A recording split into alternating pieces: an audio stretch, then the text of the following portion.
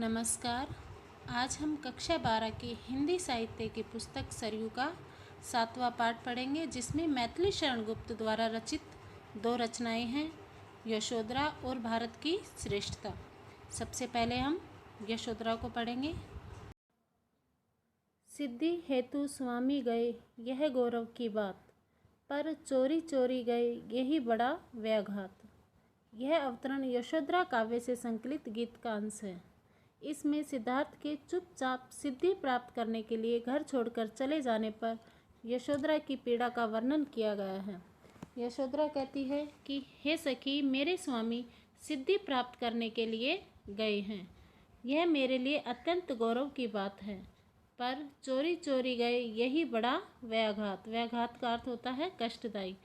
किंतु वे मुझसे बिना कुछ कहे चुपचाप चले गए, यह मेरे लिए अत्यंत पीड़ादायी है। सखी, वे मुझसे कह कर जाते, कहे तो क्या मुझको वे अपनी पथ बाधा ही पाते।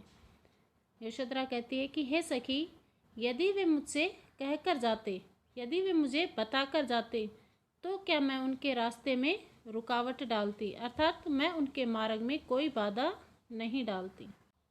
मुझको बहुत उन्होंने माना, फिर भी क्या पूरा पहचाना। यशोधरा कहती है कि हे सखी, उन्होंने मुझे बहुत मान सम्मान दिया है, फिर भी क्या वे मुझे पूरी तरीके से पहचान पाए हैं। मैंने मुख्य उसी को जाना जो वे मन में लाते, और मैंने उसी बात को हमेशा प्रधानता दी है जो वे अपने मन में सोचते रहते थे। सखी, वे मुझसे कह कर जाते। यशोधरा कहती है कि हे सखी, यदि वे मुझसे कह कर जाते तो मैं उनकी इच्छा का विरोध कभी नहीं करती। स्वयं सुसज्जित करके क्षण में प्रियतम को प्राणों के पण में हमें भेज देती हैं रण में। सुसज्जित का अर्थ होता है अच्छी तरह सजाना, प्राणों के पण प्राणों की बाजी लगाना, रण युद्ध। यशोधरा कहती है कि हे सखी, हम भारतीय नारियां अवसर आने पर अपने पति को अपने ही हाथों से सजाकर प्राणों की बाजी लगाने के लिए युद्ध क्षेत्र में भेज देती हैं। छात्र धर्म के नाते, और यह हमारा छत्राणी धर्म है, इसलिए हम अपने छत्राणी धर्म का पालन करती हैं। सखी, वे मुझसे कह कर जाते। हे सखी, यदि वे मुझसे कह कर जाते तो मुझे बहुत अच्छा लगता। हुआ न वह भी भाग्य अभागा। यशोधरा कहती है कि मेरा तो यह भाग्य भी नहीं रहा कि मेरे पति मुझे सम्मान देते।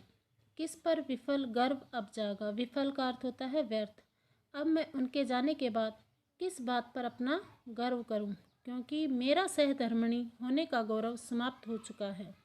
जिसने अपनाया था त्यागा, जिसने मुझे सहधर्मिणी के रूप में अपनाया था, आज वह स्वयं ही मुझे चुपचाप त्याग कर चले गए हैं। रहे स्मरण ही आते, अब तो केवल उनकी मधुर स्मृतियाँ ही बार बार आती हैं। सखी, वे मुझसे कह कर जाते। हे सखी, यह कितना अच्छा होता यदि वे मुझसे कहकर सिद्धि के लिए जाते। नयन उन्हें है निष्ठुर कहते। निष्ठुर का अर्थ होता है निर्दयी। यशोधरा कहती है कि हे सखी, मेरे नेत्र भले ही उन्हें निर्दयी कहते हैं, पर इनसे जो आंसू बहते सदय हृदय वे कैसे सहते। सदय का अर्थ होता है दयालु।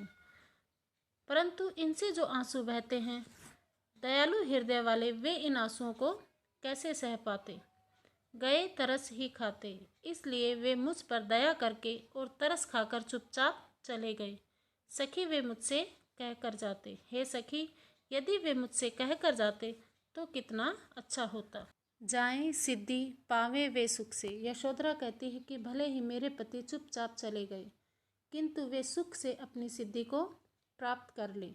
दुखी न हो इस जन के दुख से, और वे मेरे बारे में सोचकर जरा भी दुखी न हो।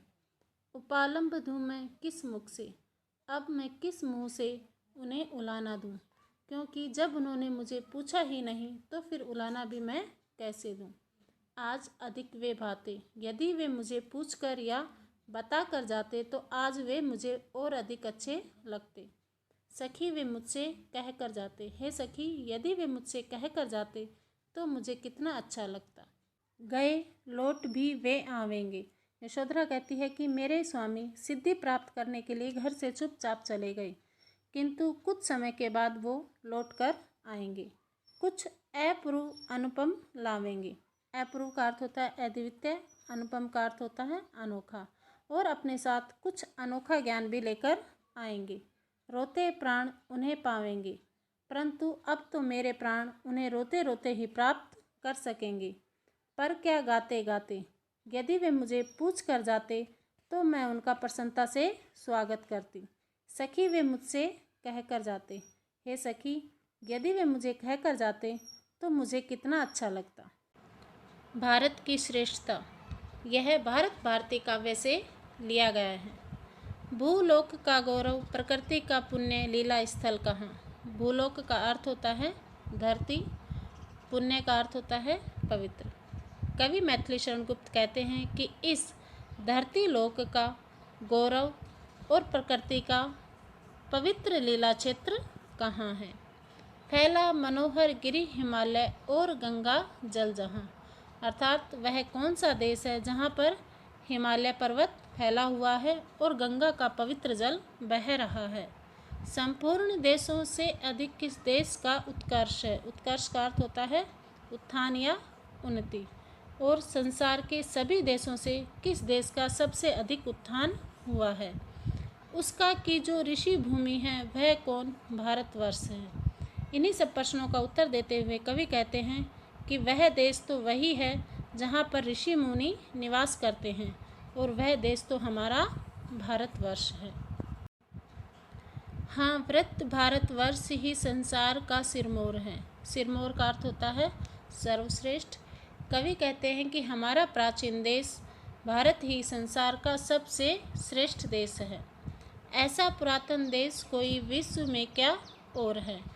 यह इतना प्राचीन देश है कि संसार का कोई भी अन्य देश नहीं है। भगवान की भवभूतियों का यह प्रथम भंडार है। ईश्वर ने भी जितने भी वैभव प्रदान किए, यह उन सभी का प्रथम भंडार रहा है। विधि ने किया नर सृष्टि का पहले यही विस्तार है। विधाता ने भी सबसे पहले मानव की रचना कर मानव सभ्यता का विस्तार इसी धरती पर किया है। यह पुण्य भूमि प्रसिद्ध है, इसके निवासी आर्य हैं। कवि कहते हैं कि भारत की भूमि अत्यंत पवित्र और प्रसिद्ध है, और इस पर निवास करने वाले आर्य की संतान हैं। विद्या, कला, कौशल सबके जो प्रथम आचार्य हैं, और ये सभी विद्याओं, कला और कौशल के प्रथम आचार्य रहे हैं। इसीलिए भारत को विश्व गुरु भी कहा गया है। संतान उनकी आज यद्यपि हम अधोगति में पड़े, अधोगति का अर्थ होता है पतन, आज हम उन्हीं आर्यों की संतान यद्यपि पतन की दशा में जा रहे हैं, पर चिन्ह उनकी उच्चता के आज भी कुछ है खड़े, परंतु उन्हीं आर्यों के उच्च आदर्श आज भी हमारे अंदर विद्यमान हैं, जिसके कारण आज भी भारत के लोग आदरणीय हैं। धन्यवाद।